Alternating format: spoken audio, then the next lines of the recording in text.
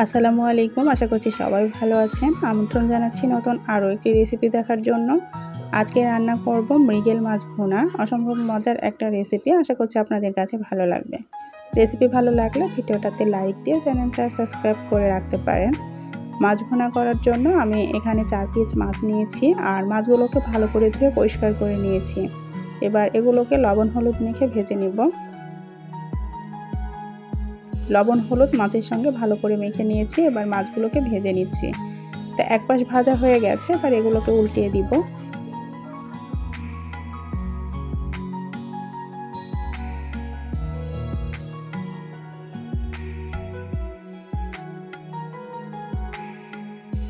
মাছগুলো ভাজা হয়ে গেছে, এগুলোকে উঠিয়ে নিব।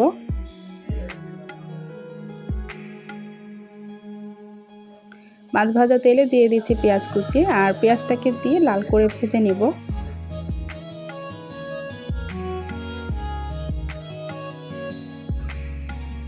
পেঁয়াজটা ভেজে নেওয়া হয়ে গেছে, এর মধ্যে দিয়ে দিচ্ছি একটা টমেটো কুচি।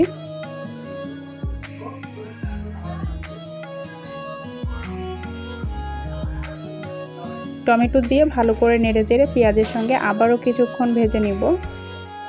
টমেটোর কাঁচা গন্ধটা চলে গেছে, আর টমেটোটাও খুব ভালো সিদ্ধ হয়ে গেছে। এবার এর মধ্যে দিয়ে দিব হলুদের গুঁড়া, শুকনো মরিচ গুঁড়া, আদা রসুন বাটা, স্বাদ মতো লবণ দিয়ে দিলাম। সামান্য একটু পানি দিয়ে এটাকে কষিয়ে নিব।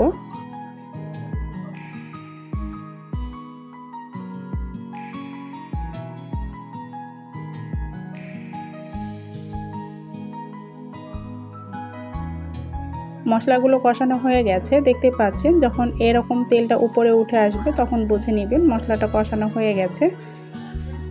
এবার এর মধ্যে দিয়ে দিব পরিমাণ মতো পানি। পানিটা দিয়ে ভালো করে নেড়েচেড়ে ঢাকনা দিয়ে অপেক্ষা করব ফুটে ওঠা পর্যন্ত।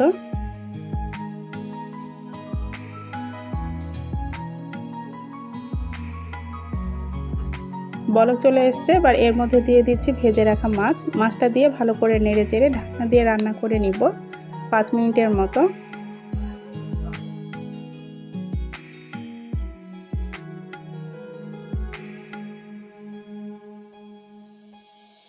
পাঁচ মিনিট পর ঢাকনা খুলে এর মধ্যে দিয়ে দিচ্ছি ভাজা জিরার গুঁড়া, আর দিয়ে দিব 3টা কাঁচামরিচ। দিয়ে ভালো করে নেড়েচেড়ে আবারও রান্না করে নিব 5 থেকে 7 মিনিটের মতো। আমার রান্নাটা কমপ্লিট হয়ে গেছে, দেখতেই পাচ্ছেন। এবার চুলাটা বন্ধ করে এটাকে নামিয়ে নিব। এখন পর্যন্ত যারা আমার চ্যানেলটা সাবস্ক্রাইব করেনি, প্লিজ চ্যানেলটা সাবস্ক্রাইব করে নেবেন, আর পাশে থাকা বেল বাটনটি অল ক্লিক করে দিবেন। এতে করে আমি যখন নতুন কোনো ভিডিও ছাড়বো সবার আগে দেখে নিতে পারবেন। যারা এই কাজটা করে রেখেছেন তাদেরকে অসংখ্য ধন্যবাদ। দেখতেই পাচ্ছেন আমার মাছটা রান্না করা হয়ে গেছে। এবার একটা বাটিতে এগুলোকে নামিয়ে নিব। এভাবে একবার মাছটা ভুনা করে দেখবেন, ভীষণ ভালো লাগে গরম ভাতের সঙ্গে খেতে। আশা করছি আমার আজকের এই সহজ রেসিপিটা আপনাদের কাছে ভালো লেগেছে। আজ এ পর্যন্তই। আল্লাহ হাফেজ।